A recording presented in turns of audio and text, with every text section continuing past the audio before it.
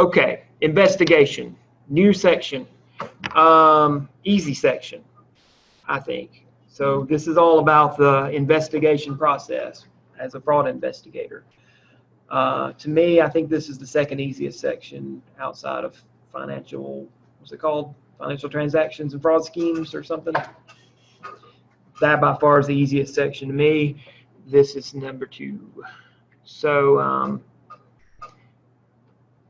you'll find not nearly as many notes on some of this because a lot of it's kind of obvious. But we start with a definition of what is fraud examination, and then we kind of contrast it with forensic accounting. That's a good thing to know because people don't often know what forensic accounting refers to. So, definitely know this fraud examination definition. I guarantee that'll show up. This is the process of resolving allegations of fraud from inception to disposition, beginning to end. That's what fraud examination is. There's allegations of fraud, we're resolving it. All right. Along the way, we're going to be probably obtaining evidence. We're going to be reporting. We're going to be maybe testifying. We may be assisting in detecting or preventing fraud, a number of things. All right. An important point, management's responsible for preventing fraud. All right. That's all on them, but fraud examiners are expected to assist, to recommend appropriate policies and procedures and things. Forensic accounting. All right. So forensic accounting is any litigation support involving accounting. It could certainly be fraud or it could not be fraud. It could be something like appraising property that somebody's arguing over. All right, that might not involve fraud. So forensic accounting covers a lot more ground than just the whole fraud examination thing. So fraud examination is forensic accounting, but not all forensic accounting is fraud examination. All right, so we're all about fraud examination. So our methodology, these are good. I mean, these are really good test question things here. When conducting an examination, we, the examiner, should do everything we're doing with the assumption that litigation is going to follow. It may or may not, but if we do everything as if it is, we're in good shape if it does happen. We have kept all this in mind about following the rules of evidence and properly securing things and preserving things and going about things the right way. So that is just a good rule to follow. Assume it's going to end up in court. Make sure you're doing everything right. The examiner must, it says should, but you got to act on what's called predication. Predication. I don't think I put a definition on there really. I mean, I did. Predication means there's some sufficient reason to examine, basically. There's a better definition than that. I probably should have put it on there, but it basically points to, predication is if some reasonable person has some reason to believe that fraud may have occurred, fraud is occurring, or even fraud could occur. That is predication right there. I should have typed that in there somewhere. Predication is the basis for us to keep going with the examination. If there's no predication, we're done. All right. So, and to carry that a little farther, we are only allowed to kind of act on, I'm not sure how to phrase this, the areas that we do have predication. So like if you have reason to believe that somebody did some specific thing, you can't just go nuts examining all kinds of things that aren't relevant to what you have predication on. If that makes sense. It doesn't just give you, free range on everything.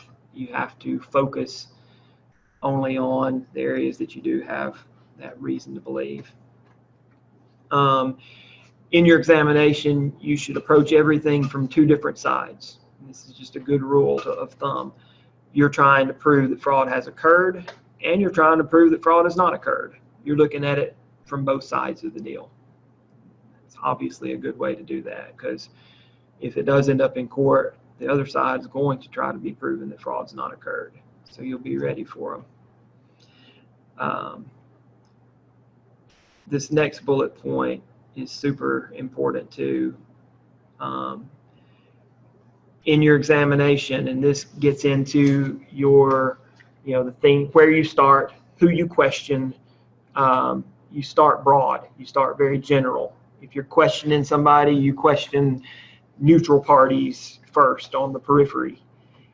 Then you start moving your way towards people who are going to be more involved, and finally landing on the prime suspect. So you go from there to there. So start general, start kind of on the outside, start broad, then start narrowing in. That's the rule of thumb there. And then there's what's called the fraud theory approach that we are supposed to follow, where we analyze data, form a hypothesis, test it, refine and revise it. That's pretty much what that is. That's an important slide right there. A fraud response plan is more for the organization. This is something they have in place to where if some kind of suspicion comes up that fraud's going on, this is their action plan. Here's what they're going to do. It doesn't outline the fraud examination or anything. It's the organization responding correctly and creating an environment to minimize risk. There's reporting protocols. All right, who do we notify? All right, who's going to respond? Who's our key people on this who are going to step into action here? What kind of litigation procedures, holding documents and things, notifying who do we need to tell to stop doing this and don't destroy this? What documentation do we need to secure? What form do we need to fill out and put stuff on, right? So that's just a fraud response plan.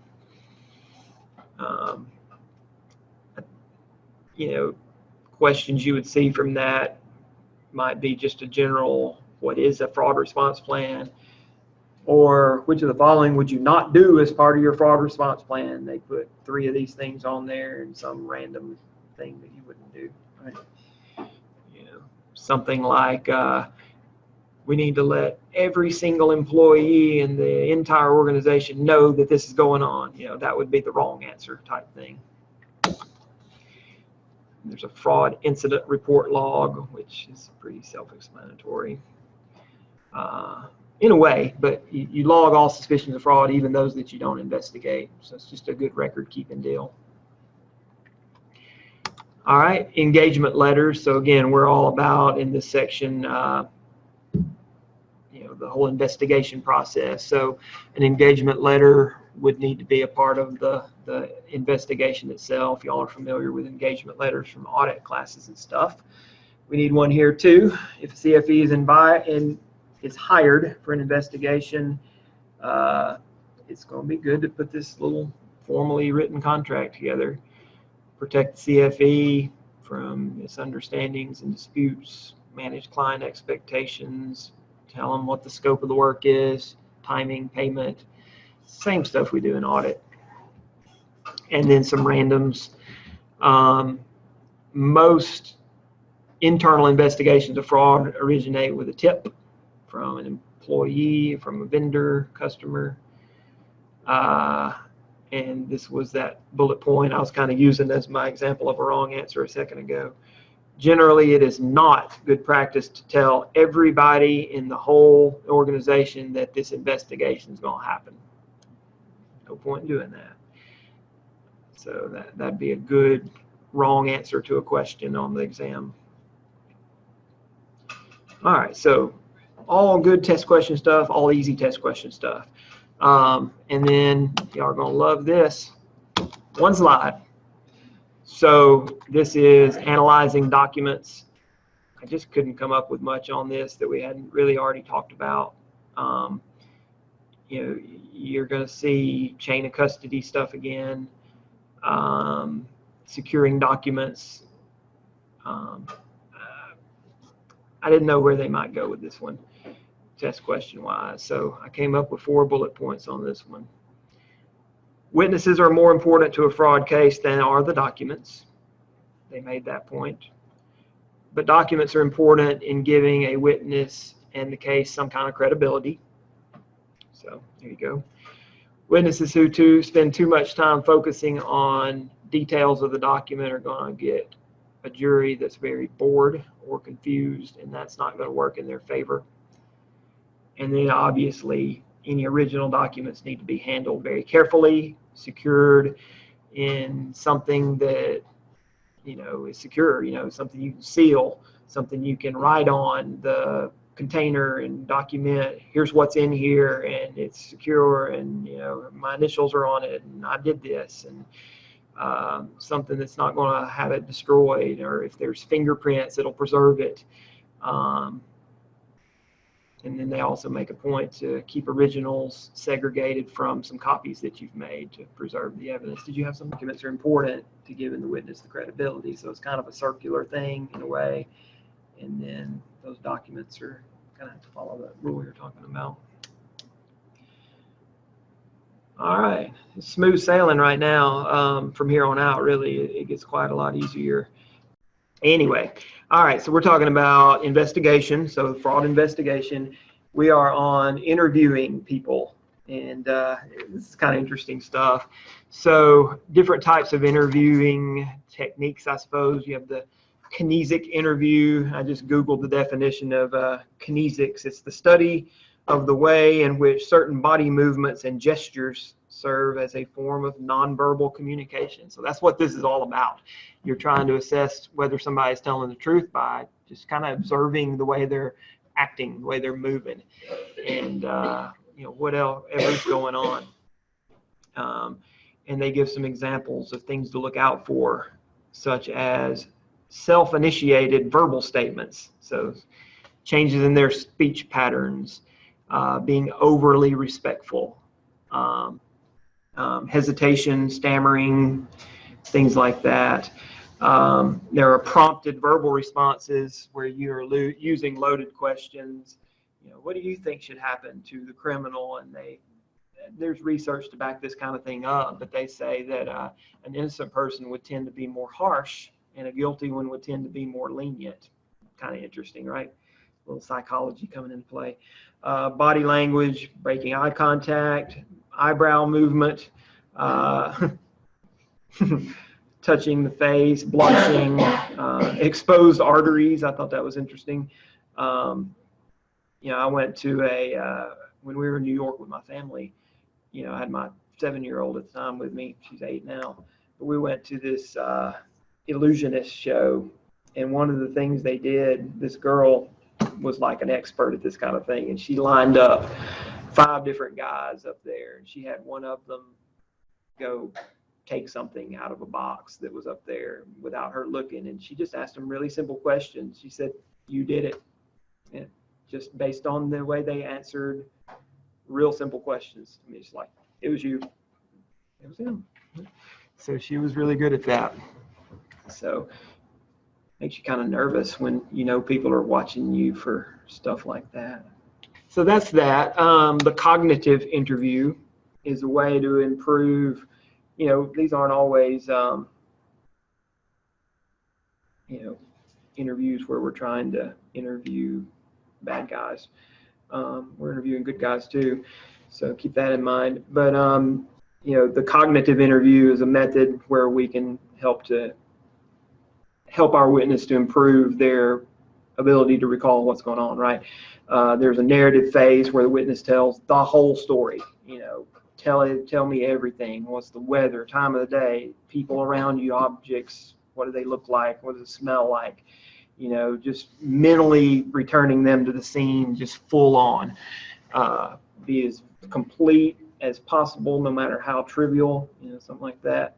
So yeah, no matter how trivial, just have them report everything. And And then other tips they give is, have them recall the events in different orders, change the perspective, have them recall events from someone else's point of view. So you can see how that would be helpful.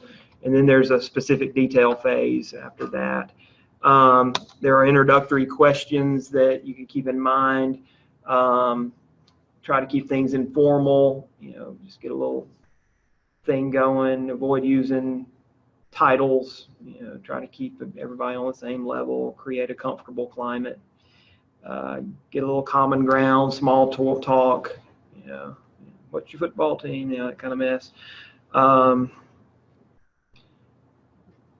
Try to get them to agree to cooperate in the interview, get them to commit to assisting you, and then a way to observe, kind of a baseline to observe their reactions to these types of questions.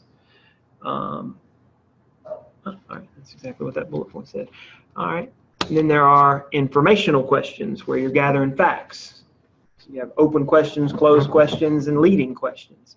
So open questions would be not a yes or no. It's just open. Tell me some stuff. This is what you want to do in that information phase that we're trying to gather. There's closed questions that are yes or no. You don't really want these in the informational phase. This is more as you're wrapping it up. And then there's leading questions that kind of contain a suggested answer where you're trying to confirm something that you already know that is already known, I should say. And for obvious reason, don't use really complexly worded questions, and don't use double negative type questions where it would be kind of fuzzy in anybody's mind what they were really answering. Like, I thought you meant that. You meant that? Okay, you don't want that to be going on at all. Closing questions, try to close it positively, try to reconfirm things you need to reconfirm, maybe gather additional facts. Assessment questions, if you feel like they're being deceptive, you should begin asking assessment questions to establish credibility. Admission-seeking questions to obtain a legal admission of wrongdoing. You would want to do this for someone you're pretty certain that they are guilty, and that's kind of a last resort thing. When everything else has been completed, you got all the information. Hey, it'd be real nice to get them to admit it. That'd close it up nice and neat, wouldn't it? So, verbal clues you can look for. We already mentioned some of these, but a little more detail because it's kind of fun to look at and think about. Changes in speech pattern, changes in tempo, changes in volume, coughing, clearing throat, right, little nervous tics that they might have. If they're repeating the question, stalling. I think that was one of our 20 practice questions we opened the class with. They had a situation where somebody kept repeating questions. They might do this to A, B, C, D, gaining more time to figure out a response. That was the answer to that one. Comments about the interview, complaining about stuff. Selective memory, where they had a super great memory about something really insignificant, but then they're like, I'm not real sure about that, where it's a really important thing, making excuses about things that kind of put them in a bad light. Oaths such as I swear, or honestly, or to tell the truth, this kind of thing. Character testimony, people do is like, ask anybody, I'm the most honest person on the block, that kind of thing. People resort to that. That's a verbal clue of guilt. It's not definite, but it's just something to keep in mind. Feigning unconcern, you try to be overly casual about it, kind of slouch posture, trying to be like, nah, I'm not guilty on this, look how comfortable I am here, that kind of thing. And then feeble attempts at humor, which, some of these, people get nervous. This is a nerve-wracking situation. Some people just resort to that automatically, whether they're guilty of something or not. So you can't put a whole lot into all of these, right? Answering the question with a question, why would I do something like that? There's overuse of respect again. A little more psychology with this third one. Increasingly weaker denials. And they said that dishonest people are more likely to make weaker denials as they are repeatedly accused. That's what they found for whatever reason. a failure to just outright deny something. You kind of qualify it with, well, as far as I recall this, or to the best of my memory, this.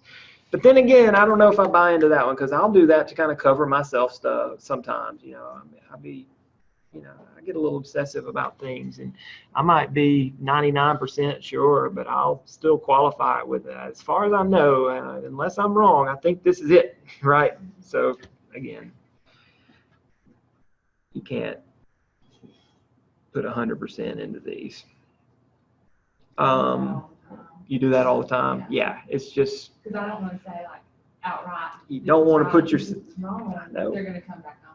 Yep. So you're covering yourself, yeah. Even if you know you're right. So,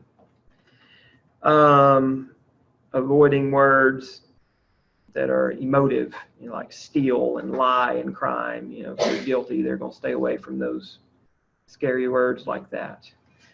A tolerant attitude. So if they're asked the question, what should happen to the person when they're caught? A dishonest person will be more tolerant, they say. Makes sense. Reluctance to terminate the interview. They want to keep going, keep trying to convince, and they don't want it to cut off. They're uncomfortable leaving it the way it is. So those are all good clues. And a couple of random slides here for random things about interviewing people. It's generally better to interview the more vulnerable witnesses before the more reluctant ones. That'll help you, get the easy ones first, and maybe get some better questions for the tougher cases later. Of course, don't forget what we said in the past, where you start on the periphery and narrow in too, right? Interviews should be held in a venue where the subject will feel comfortable and secure, but not overly comfortable, like in their own home or their office. Don't have a ready list of questions, but maybe an outline to work from. Don't overdo it and be overly impressive and overly authoritative. Don't be intimidating, I guess.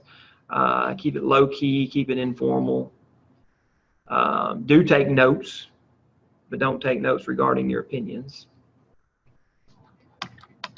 Only interview one person at a time. That's always a good thing, for obvious reasons. You don't want them bouncing things off each other. You also want to be able to interview person one and then number two to see if the stories match up, right? First interviews are with those least likely to be involved, and then working toward those more likely to be involved. General toward specific, and we've mentioned that over and over. That's a definite test question, I think. And the only interview one person at a time, I have seen that. You've seen that very review question, one person at a time. Because it tripped me up at first, because I'm thinking, well, what if you have two different people interviewing two different people? Like, you have one interview going on here and one interview going on there. That'd still be one person at a time. Yeah, I see what you're saying. Yeah, you overthought it. Yeah. They make a point, though, that two interviewers should be present if it's a potentially volatile situation. Again, for obvious reasons.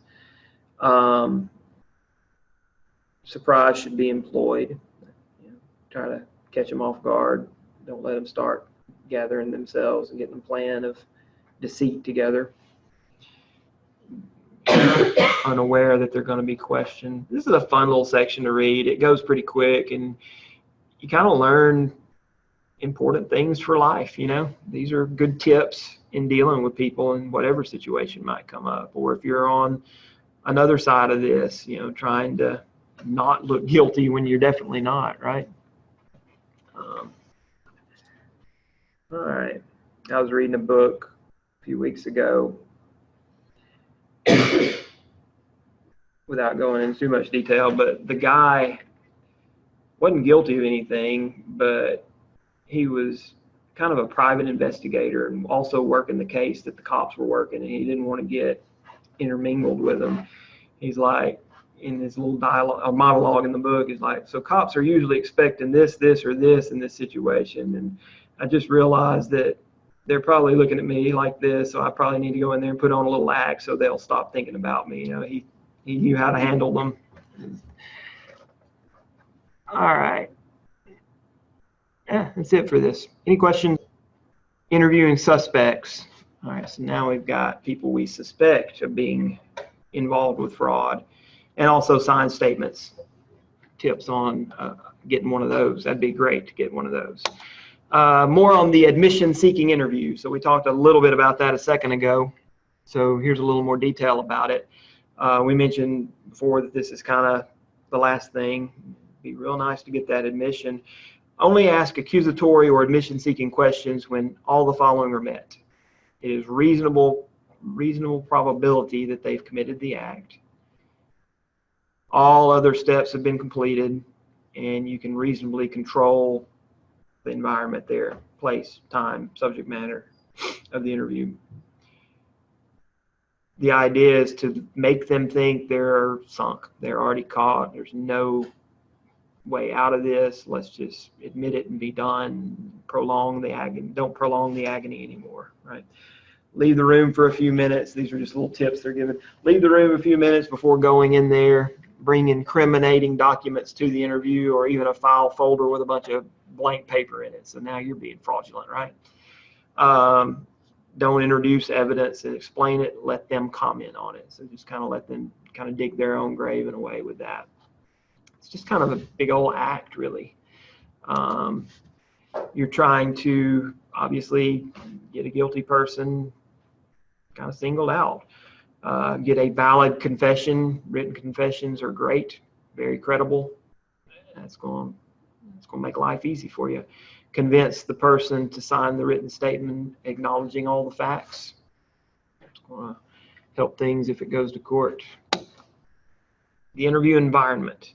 All right, more little fun tips. Close the door. Don't lock it. Don't have any barriers to their exit. Make sure that they know that they're free to leave at any time. You don't want them to come back and say, you know, they're falsely imprisoned or something like that, right?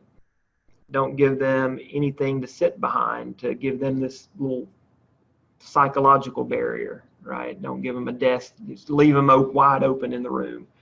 You're just kind of messing with their minds a little bit there. Don't give them any little comfort things. I don't know why they do that. It's gonna be so awkward if like this Yeah. two chair. I know, yeah, that puts them in a, yeah, it'd be really awkward. I don't see why we cannot put a table on the food. You would rather have it as the person being interviewed, or the person interviewing. You. I mean, even if I'm being interviewed, having a table to put my hands on, probably gonna make you more comfortable. Right. That's what we don't want. We don't want you comfortable. Because if you're You're in trouble. somebody, you're already confident because you're not the one in trouble. Yeah. And then they're going to be like all awkward. And Oh, you're yeah. like, People okay. can do things with their hands. Yeah. Like Oh, yeah. shake their leg. If they're nervous, you can't tell I them. mean, you're just If there's something- wide open. You're just out in the middle of the room, nothing around you. Everybody's looking at you, and you're like, what do I do? You know? It's just, Yeah. during this phase of the deal where we're trying to get a admission and a signed statement or whatever, keep note taking to a minimum. You know, that's not really what we're after at this point. Our goal is to get that signed confession. We don't want to distract them from that. So there's no need for note taking at this point. You would have already done that in all the other phases of the interview. There's no need for Miranda warnings. Why? Because they're not, what's the word, detained, right? We've made sure they know they can leave at any time. They're not in the word I'm looking for. But anyway, yeah. We would want to give, and we referred to this, I think, last week, the upjohn warning, and it's good to know what that is. When would we give that? If our company attorney is present, we need to let them know that they're here representing us, not you, because they work for the company too. And don't express disgust or condemnation. Don't make them feel worse. That's not going to accomplish anything. Yeah, and you want to kind of really do the opposite of that. You want to make them feel comfortable to kind of get it out, you know. Steps in this admission-seeking interview portion. Make a direct accusation, a statement, not a question, but don't make it strong is the word they use here. Don't use stuff that they're not going to respond well to. Don't use words like fraud and steal. Clean it up a little bit better. Make it more pretty. Observe their reaction when you do that. It says guilty people typically react with silence, they found, or very weak denial perhaps.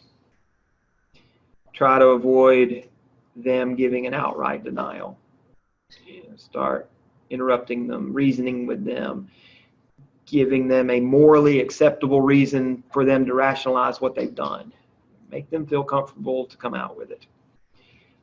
A benchmark admission is one that, like this, that implies guilt. And you might ask a question like, did you plan this deliberately or did it just happen? So, either choice would be a benchmark admission. Of course, you could say there's no correct answer to that question, and then your benchmark admission failed. But it's just another little ploy you can use. And then the signed statement itself is what you're after. Reduce their verbal confession to a very short, concise written statement. Prepare the statement, have the confessor sign it before leaving the interview. It should include that the confession is voluntary. You don't want to come out later, they forced me into it. That there was intent, dates of the offense, amounts of the losses, number of instances, willingness to cooperate, moral excuse, and an acknowledgement that the confessor read the statement and that it is true. That covers the basis. Questions or comments? You nervous just reading it? No. I don't think I'd be a good cop or anything. I feel too bad for people. I just want to be like, oh, it's fine. Don't do it again. Just go ahead. I say that, but when people cheat my class, I get really mad. So it's like, sorry, F, you're out. Okay, that's it for that one, and we'll knock this other one out in 2 seconds because it was pretty light. The covert examination. So an investigation technique where you're trying to obtain evidence by using agents, the undercover stuff. We've kind of touched on some of this along the way. I think it's why I ended up with such small stuff on the slides, but undercover folks or surveillance, still trying to gather information. This is just another way of doing it. Deception, disguise, trying to obtain evidence directly from somebody. So before conducting such a thing, the basis for the operation should be committed to writing. Be mindful of those laws we talked about in the law section about surveillance, electronic recordings and all of that. And then a word that I thought might be important that you already know about from movies and stuff, but entrapment is when you induce somebody to commit a crime that that person is not previously disposed to commit. And that would be a legal defense they could use, so you want to make sure and not entrap somebody. Other than that, and really even that, it's pretty obvious stuff from that section that you can glance at it if you want, but I think any test questions you got right here and right now, you'd be able to answer. They're quite easy. So that does it.